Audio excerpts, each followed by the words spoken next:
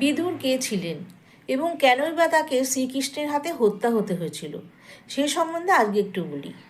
পুরাণ কথা অনুযায়ী মহাভারতের একজন মুখ্য চরিত্র ছিলেন হচ্ছে বিদুর। তিনি ছিলেন যেমন জ্ঞানী তেমন ধর্মপরায়ণ। তিনি ছিলেন কৌরব আর পাণ্ডবদের কাকা, অর্থাৎ পাণ্ডু আর যুধিষ্ঠিরের সৎ ভাই। তিনি ছিলেন দাসীর পুত্র, কিন্তু নিজেকে কখনো সৎ হিসাবে চিহ্নিত করতেন না। আর একধারে তিনি ছিলেন যেমন জ্ঞানী ও বুদ্ধির বিরাজ, সেরকম তিনি ছিলেন শ্রীকৃষ্ণের পরম ভক্ত।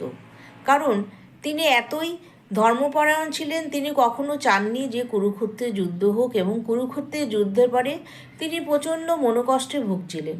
তিনি শ্রীকৃষ্ণকে বলেছিলেন যে আমার এই দেহ শ্রীকৃষ্ণ তুমি তোমার সুদর্শন চক্রে অন্তর্হিত করে নিও, কারণ আমি এই অন্ধকার জগতে আমি পড়ে থাকতে চাই না।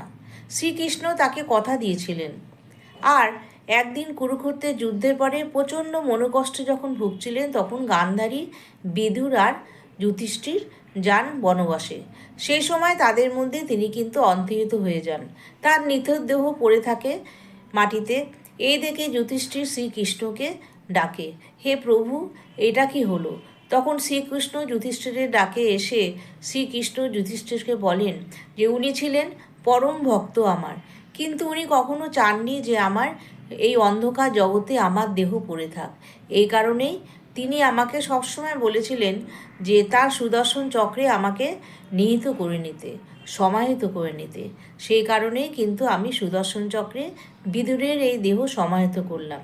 এইভাবেই শ্রীকৃষ্ণের হাতে বিদুরের হত্যা হয়েছিল।